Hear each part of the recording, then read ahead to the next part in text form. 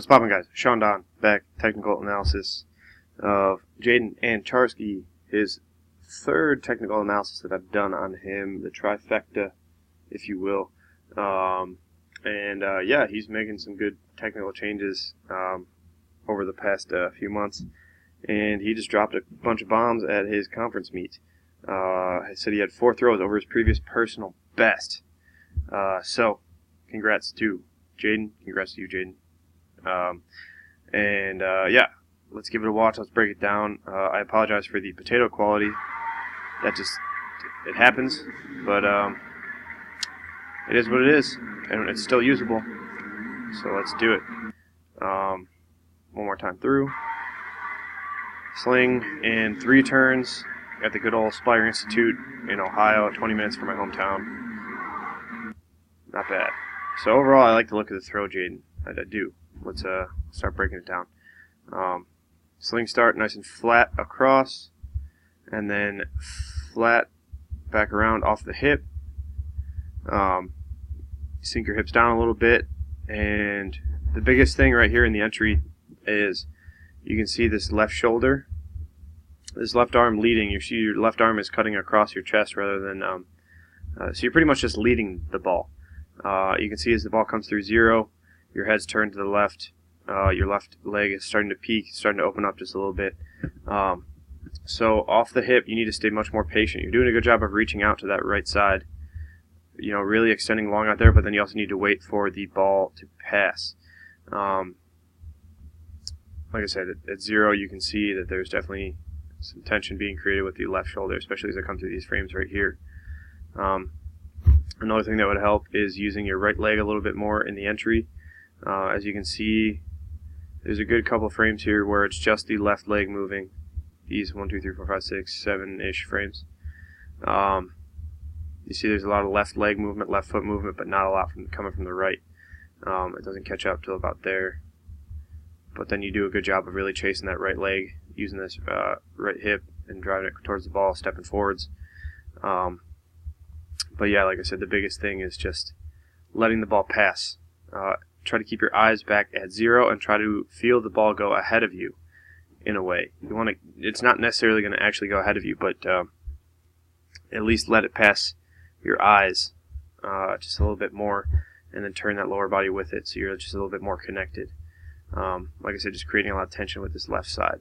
Otherwise, as you catch, doing a good job stepping forward. Shoulders, hips pretty much level. Looks like you're still a little bent forward at the hips. Shoulders a little bit forwards. But you do a good job of working out of it. This right leg finally starts picking up.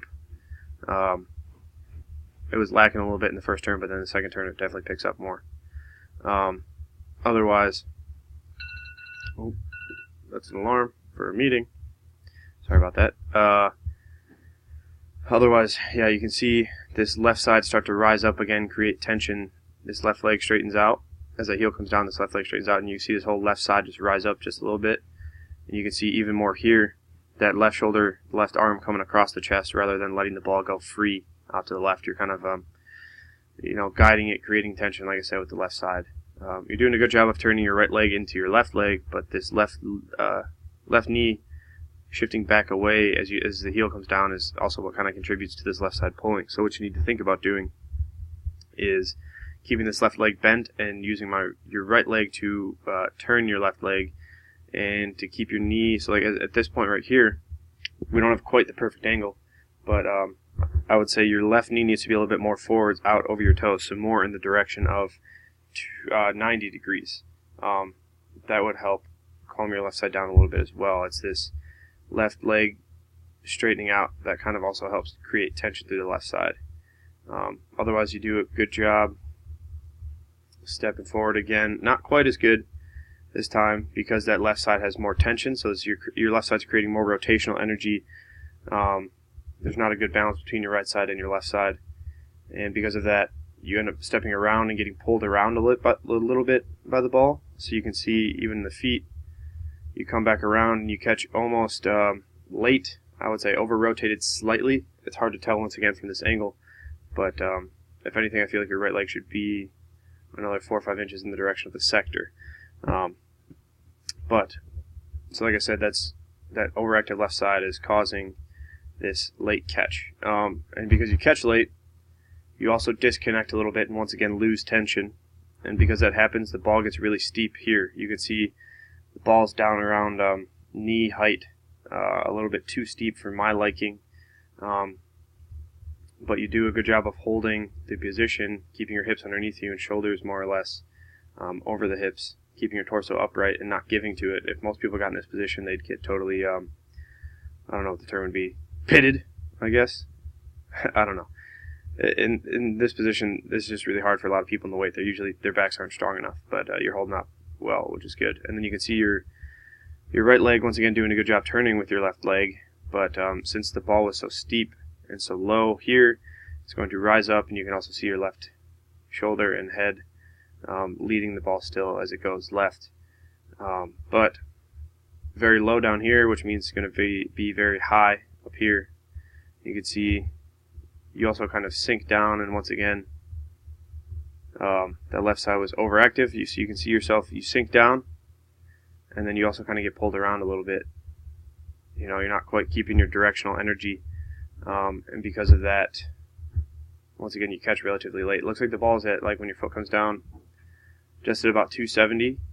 I mean, like, you do a good job coming through the finish, but overall, I think once again, if you could step forward instead of disconnecting right here and sinking down, if you could keep this left leg bent and drive your hips forwards and kind of let the ball pull you forwards towards the sector and keep it a little bit flatter, you'd catch earlier and then be able to work the finish a little bit better. And you can see you do a good job working your right leg and hips through the finish, but because that left side is still a little bit overactive, and you can see once again, look at the head position.